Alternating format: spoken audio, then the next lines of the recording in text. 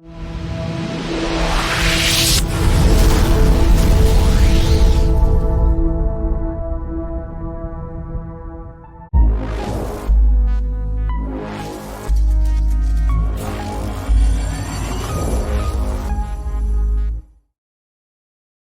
reproduction of this content is not allowed without the express written consent of EBH Fitness LLC.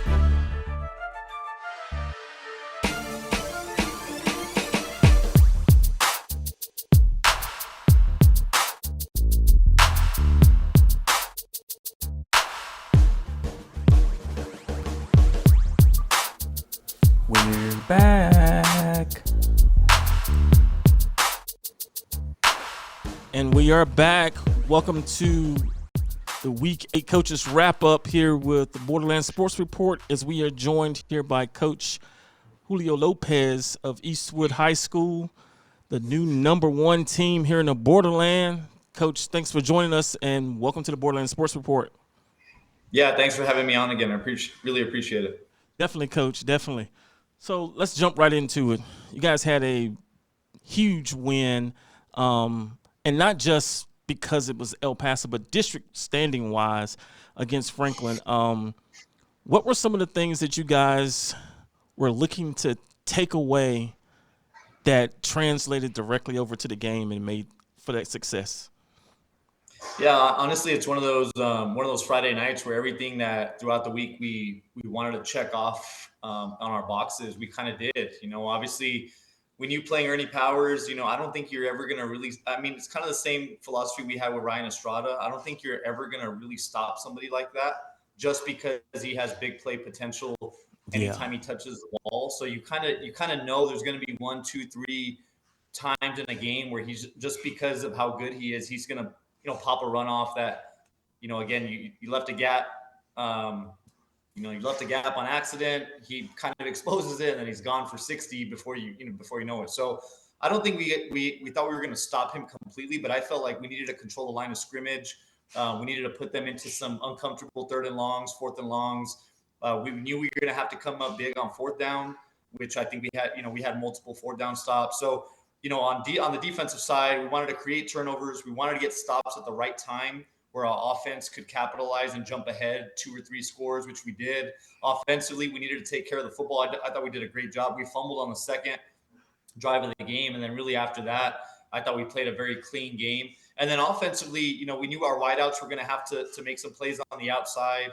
Those guys really stepped up. There was big plays in the game by Jordan Nava, Aiden Manhart, Mikey Torres, Matthew Yarbrough. I mean, that whole group. And then, our obviously our quarterback, Kingston Jeffrey, just had an amazing game. Him and Matt Ramirez, I think in a lot of ways stole the show on Friday. Matthew Ramirez, I think the most underrated back in El Paso as a sophomore for what he does for us in our offense. He's explosive in the run game.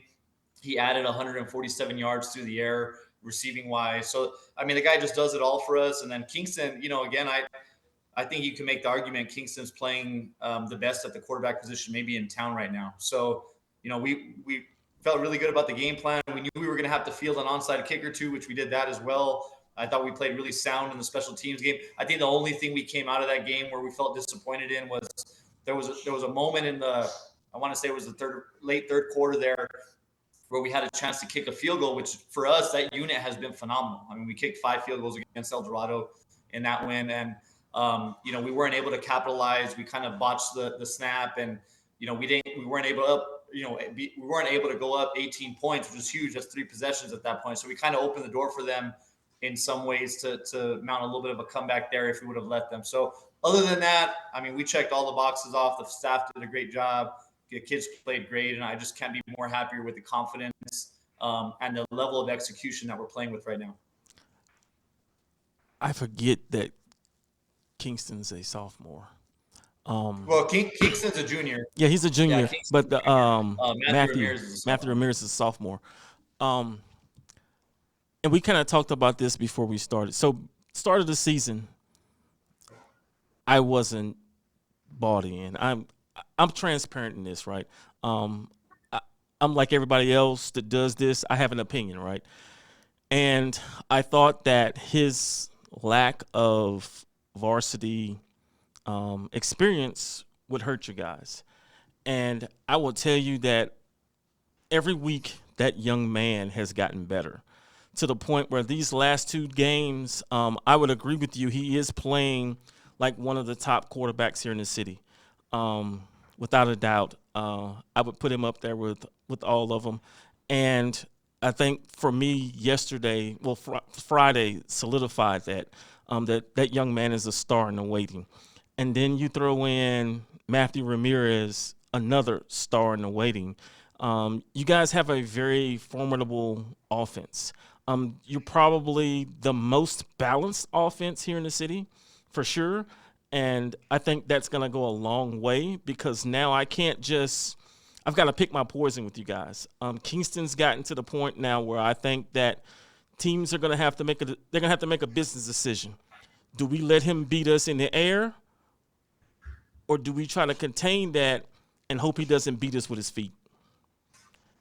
And then I think that has opened up you guys' offense in a major way, which I think is why Friday was so surprising for a lot of people, because you're right, you guys put it all together.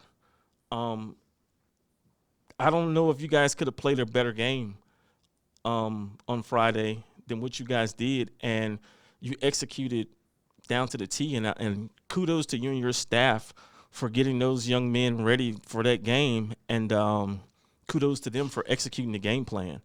So going into that game,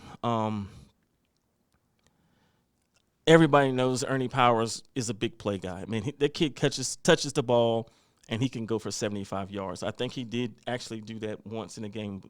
Do you guys take the approach with him that we know he's going to get his numbers, we just can't let anyone else beat us? Yeah, I think you have to. I mean, they've shown that, right? Like at the end of the Yeah. day, with each team, you're trying to see, okay, what are we going to take away? What are we going to commit to? What can we live with? I Yep. think that's the big thing, right? Is what can you live Yep. with? For us, we knew just based on their statistics, based on what we saw on film, we knew that they are a heavy run team, right? They Yep. they have a great offensive line. They put in extra offensive linemen throughout the game, in unbalanced sets. They really put you in a bind and really run right at you. So I think for us, like I said, we kind of knew there was going to be a point in a game where Ernie Powers was going to get his. I mean, that's just natural. But I thought we did a great job. One of the biggest plays of the game was an interception.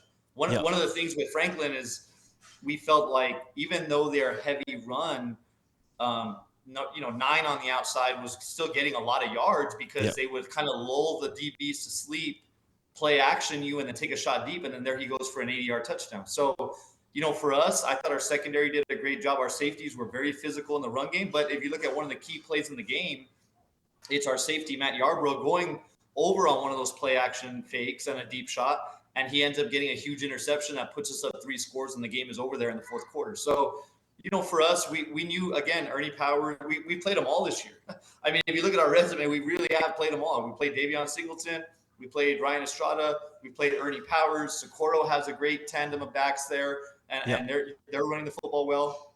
Eastlake, a little bit different, right? Because the quarterback, I think they're a little bit more quarterback dependent in the run game. But we've played a lot of great athletes, and we felt good about the game plan. And I think, like I said, we created 3 turnovers. So we created 2 fumbles, had the big interception, had some fourth down stops, which to us, we were treating those as turnovers. So, really, if you include those, we had about 5.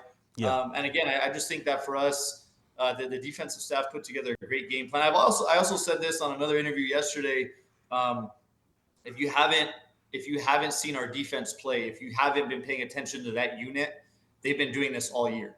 They are phenomenal. We are, they're playing with so much confidence right now. We're very sound right now. They're playing with a physicality that I would argue is one of the best in town. And that starts with our 2 linebackers on the inside, Andrew Cintron and Zach Adams. Our secondary has played great. Our defensive front, not the biggest guys, but they are fast and strong and physical and really do a great job of controlling the line of scrimmage. So, again, I think if you haven't been paying attention to that unit, I think that unit for us has really been the ones that have made us go. And then again, week by week, our offense has just gotten better, gotten more efficient, taking care of the football. We're able to control the clock. I think in the last 24 minutes of the game against Franklin, I think we had the ball for like 18 minutes of that, if Yeah. not more. So once we got ahead 3 scores, we were really able to just kind of control the line of scrimmage, milk the clock down, and finish with the ball in our hands. So again, all 3 phases are doing it right now, and we know we got a tough test on Friday, another one in District 6A that we got to be ready for and put it all together, another time. Yeah, and before we turn the page and look at next week, I do want to talk about your young quarterback, because I talked about his maturation throughout the season. He started 11 for 30, 12 for 25, 8 for 12, 14 for 28, 14 for 19, 17 for 23, 18 for 23, and the yards have just gone up, and the touchdowns have just gone up, and his turnovers have just gone down. So the last 4 games, no turnovers, throwing the ball, no interceptions after starting with 5 for the season. What has been the turning point for him? Confidence. I mean, I just think every week his confidence grows, and confidence, to me and that kid especially, you just see it every week. I think early on, and again, it's also hard too, because obviously we played the number 1 team in the country to start the season. I think when that's your first game of the year, from there, obviously from then on, I've just seen him grow with confidence, with maturity. He has such a command of the offense. And again, what I love about Kingston is that no matter what he does, good or bad, in that throw, in that moment, he never gets too high. He never gets too low. I think that's such an underrated part of the quarterback's demeanor, because we put a lot on our quarterbacks. He is, as far as the decision making, if you just look at my 11 years here, the quarterback has a lot of control at the line of scrimmage with decision making and what he has to do. And so for us, again, I just think he's grown in confidence and knowing that, and I've told him the last 2 weeks, it's not just what we see. I've told him before each game, hey, this is another chance for you to show people what we all know, and it's that you're one of the best quarterbacks in the city, and we believe that. I think his skill set is great. He creates with his legs. He's a weapon in the run game.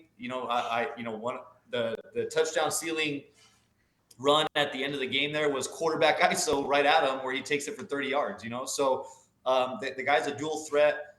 He knows how to use his weapons on the outside. He's making throws with confidence. He's taking care of the football. And again, he's just a really fun kid to coach.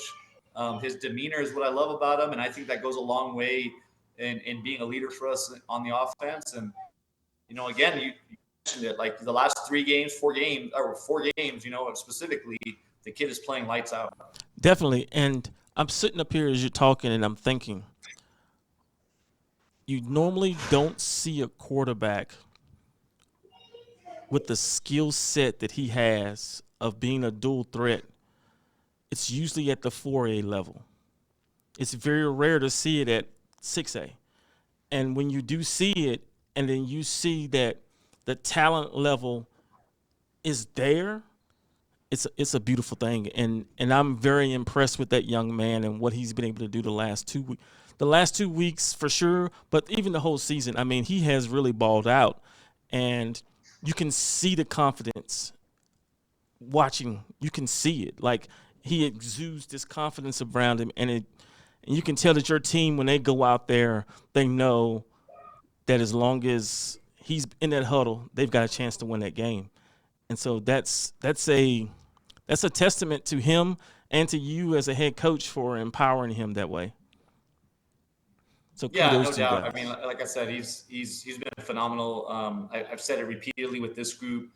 They really took care of business in the off season. I cannot stress that enough. One of our best off seasons we've had. Again, after last year and 4-6, which isn't our standard, it's the anomaly, as I've said before, in our 11 years that we obviously we fell short a lot of goals for different reasons, but since that game against Smallwood at the end of the year, October 31st, these kids have committed to every single piece of what it takes to win every single day. And again, it's been a lot of fun to see this team grow. I think it's kind of funny because I still think people doubt us. I still think they're kind of like, I don't know. I just we have fed off that. I'll be honest. We have fed off a lot of people that we feel continue to doubt how good we are. But it's just such a fun group to coach, and Kingston's obviously a huge part of that. Well, I can tell you guys that the beginning of the year, I was one of those people, but I'm a believer. I think you guys are the real deal for sure. That's why we've got you guys ranked number 1 right now. Let's transition and look to next week. You guys have Pebble Hills coming up. Have you sat down and thought about some of the things that you guys are going to try to implement this week to put yourselves in a good position to win on Friday? Yeah, I mean, to me, winning, there's a formula to the football that we're playing right now, right? And number one, it starts with taking care of the football. I think the strength of Pebble Hills is their defense. I think they got a guy at quarterback that can really create. He throws a good ball. They got weapons on the outside, obviously, which, Pebble Hills is always going to have weapons. And especially in 6A, you're always going to play teams that have those weapons on the outside. But looking at their film, looking at how they've won games, I think what you've noticed is that it's their defense that sets them up with short fields. It's their defense that creates turnovers. It's their defense that makes plays that really allows their offense to be successful and pull out games for them. And so for us, we know it's going to be a great test. Their defensive coordinator was on my staff, Coach Martinez, for a long time. So he's done a phenomenal job over there. And we know we got to be ready to go on the offensive side of the ball. We got to take care of the football. We got to sustain drives. We got to make explosive plays when we have them. We got to take care of the football. And then again, I think defensively for us, it's just continuing to do what we've done. It's being able to be a good tackling football team and continue that, limit explosive plays. We got to do our best in limiting the quarterback and his mobility and creating plays down the field, because if you give that guy 7 seconds to throw, he's got weapons around him that he can make some stuff happen. Yeah, for sure. And again, for us, it's just playing sound, in all 3 phases, which right now we're doing that. So it's going to be a great, I will also say, it's nice to be back home. That environment is going to be something good on Friday.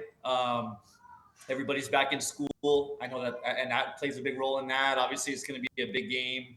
But there's just nothing like game day at Trooper Stadium, and it's going to be rocking on Friday when the Spartans come in. For sure. Now, I do have a bone to pick. So, I actually live here on the west side by Franklin. And I was like, oh, they're playing Eastwood. They'll be streaming the game. I'll just go watch the game. I get home and volleyball is on. I said, oh, my goodness. So we had, so I think, it's one of those things, right? So volleyball played earlier in the day. We were able to stream that at 2:30, which they're having a phenomenal year. Yes, they are. They're number 1 too. They're number 1 this week as well. Yeah, our girls are phenomenal. Our cross country boys and girls just won district. So, it's been a great start to our athletic year once again, in all phases. So again, we're rocking and rolling there at Eastwood. But, with that, in regards to the live stream, I think our Trooper faithful and people have gotten a little bit spoiled. They have. In that since COVID, we've been able to stream almost every one of our games, and again, it's been great because those kids take a lot of pride in it. But the reality too is there's going to be, especially this year, we weren't able to stream the Chapin game, and then we weren't able to stream this one. So, I got some calls from family out of town and stuff wondering the same thing, but it's been a luxury for us to have those kids do such a great job. They stream as many events across campus as we can. It was just a matter of, they couldn't get out there Friday night. And again, we were in intercession. That was part of it as well. Gotcha. I didn't even think about that. So they'll have the game up and running on Friday, this Friday. And, again, for us, it's been a luxury that our fans have been able to enjoy. A lot of people have been able to enjoy that enjoy the broadcast and watching it because they do a great job. But Friday was just one of those nights that, we weren't able to make it happen. But they'll be back up and running on Friday. Yeah, no, I'm just messing with you. But I thought that was hilarious. I was like, man, Yeah, I'll say this though: the environment in the stadium was great. I mean, you felt the energy from the jump, yes, and then this Friday, it's going to be a lot of the same. The last time we played Pebble Hills at home was in 23. That environment was as crazy as I've ever seen it, and if I'm being honest, we're anticipating the same thing for this Friday. both you guys will be undefeated going into that game. First place in the district on the line. I mean, what's Well, not to be there's a excited lot. about? Yeah, there's a lot that goes into that game. Obviously, Pebble Hills is playing really well. So again, there's seeding on the line. There's the district title on the line. There's all of our big goals are there. And especially you don't know how the district breaks out at the end of the year with standings wise, Yep. but when I talk about seeding, this could be a huge type of game just for seeding purposes, right? Not just for a district title, but there's a chance Pebble Hills, we're always guaranteed in a playoff scenario, we're always guaranteed to go small school. So if, obviously the way it's kind of shaking out this way, if Pebble Hills jumps in there, they could actually go small school as well. So this is definitely a big game for a lot of different reasons, but more importantly, what we've been preaching to our kids, it's a big one because it's the next one, and I think Yeah. that's what we've done such a great job of doing, especially in this stretch right now. Is every game for us has felt big. I mean, even our non-district, right? Like you had a really good Chapin team that showed people last week how good they were, how good they are with the athletes they have. Yep. You had an El Dorado team that we're the only blemish on their record, and they're explosive and they're as good as anybody in town. We had our homecoming game with Odessa High, which we controlled the line of scrimmage and controlled the game. And then you jump into district, and every week is a big game, and every game you win creates a bigger one the next week. So that's been the message to our kids: is good, bad, indifferent.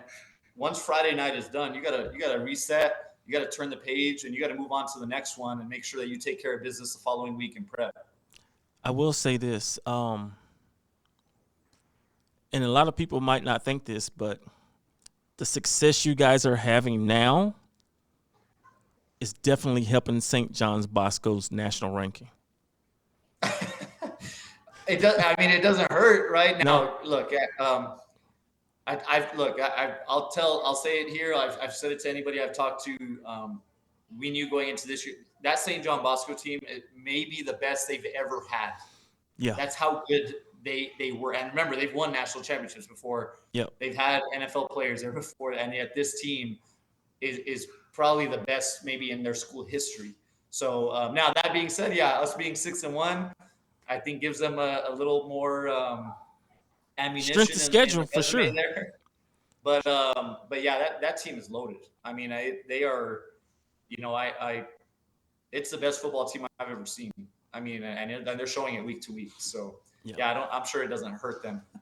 No, definitely. I mean, at the end of the day, you guys have came back to Texas and won, and so it can only help them. Well, Coach, I mean,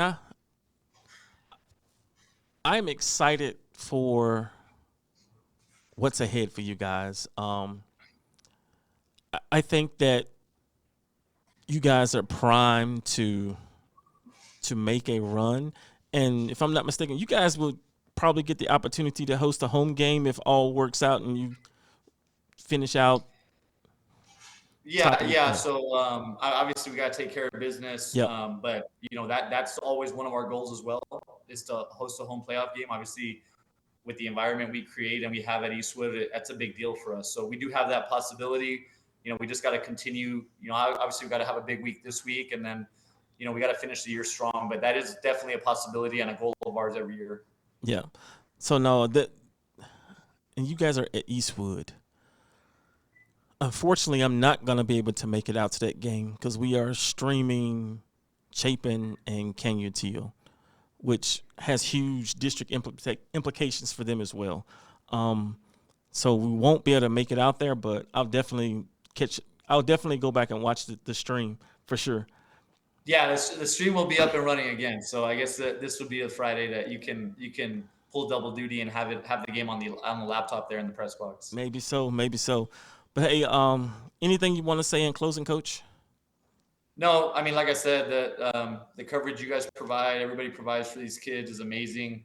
I do want to say, um, I was around. Obviously I was hired in 2015, so I was around when Aaron Dumas broke that record. I believe it was in 19. Ernie Powers and what he has done. I hope he continues to get the recognition that he deserves because it's quite the feat. And what's scary about it is it's only week 7, so I'm Yeah, really curious to see where that number gets or what that number gets to. But the kid has had a phenomenal year, and so I just want to give credit to him. It's a big deal for him, his family, and it's quite the accomplishment. So I just wanted to say congratulations to Ernie Powers, and again, thanks for all the coverage that you guys give. definitely. So the interview I did at noon is with Coach Torres, and so one of the things we talked about, well, I brought it up and talked about it was, so the state record for single season rushing touchdowns is 58. That is within reach. Oh, for sure. I mean, when the guy's averaging, I think like 6 a game, He's so it's just under. He's about 5.7 or 8, close to 6, with 3 games left. That record definitely has a chance of getting broken. yeah, and I think a big part of that as well. Will also depend and it will help hopefully if Franklin's able to get a game or two in the playoffs, that'll obviously help that as well, just to give him an extra game or two. So I have no doubt it's within shot ear. He's definitely, again, he's a special player. I mean, he's a guy. He's one of those guys that every time he touches the ball and you're playing them, it's like you kind of hold your breath, and so it was just it's quite the accomplishment. And again, I'm just want to give kudos to him and his family and Coach Torres and that offensive line, because their offensive line is really good too. So obviously you don't get a record like that without having a pretty dominant offensive line. So, again, that's great for their program. That's great for him and the family. And if he's able to get that state record, that's great for El Paso too. That's just Definitely. another notch in the belt for El Paso football. I got one more question, Coach. So you've got to see the young man up close and personal. Is he as fast as he looks? Maybe faster.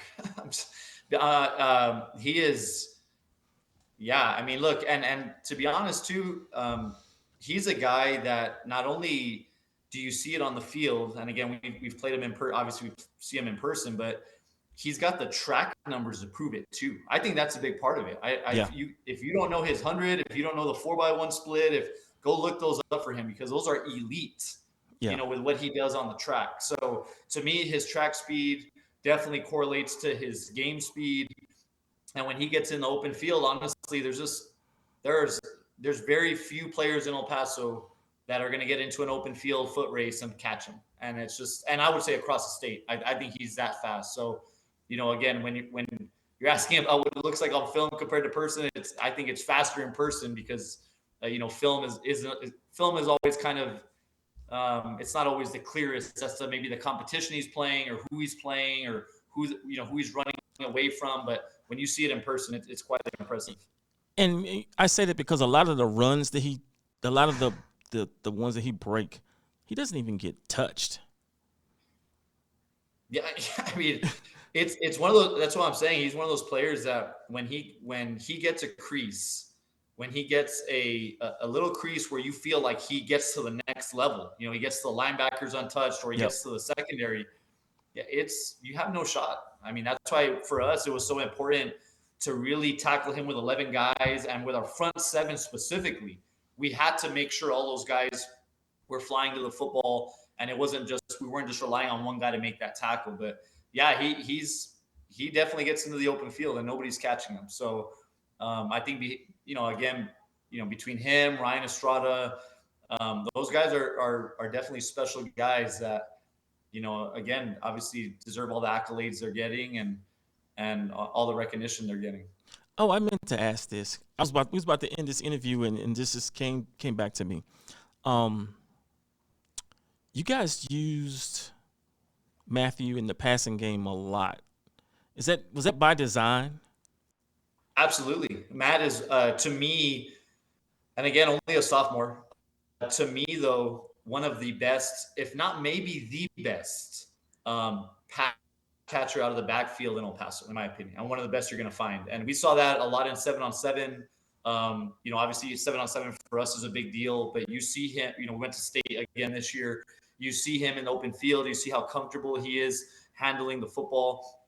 Again, on Friday, the kid rushed for, I think, 140 and caught another 147 through the air. So, for us, he provides a lot of flexibility in what we're able to do in the pass game. I think we've always been really good about utilizing guys out of the backfield, but I think he's definitely added a whole nother dimension because he's just as good as a wideout, in my opinion. And so for us to have that in the backfield is huge. I would say every Friday, not just this Friday, but we're trying to get him the ball in as many ways as we can. And it just happened that this Friday it worked out. He had a couple big ones and Breaking up on me. Was able to get over 140 yards receiving, but we're always trying to. You there? Yes. Okay. You got that Spectrum over there, don't you? I honestly don't. I think it's the AT&T Uverse, but I'm just joking. No, he definitely had a 22 carries, 114 yards, and a touchdown. 6 receptions, 147 yards, 2 touchdowns. That's a weapon. That is a weapon right there. Yeah, for sure. And I think he has such a good feel too of going back to Kingston. When Kingston starts to, if the play breaks down and Kingston starts to create, Matt does a great job of just being able to get open and provide an outlet for him. And that was a couple of those on Friday. So, again, the guy is just a weapon for, we're always trying to get him as many touches as we can. Definitely. Well, Coach, I appreciate you joining us here on this Saturday. Folks, this has been another episode of the Borderlands Sports Report. Thank you, Coach Lopez, for joining us. Folks, you guys have a good weekend. Good Sunday. We're out. Maybe.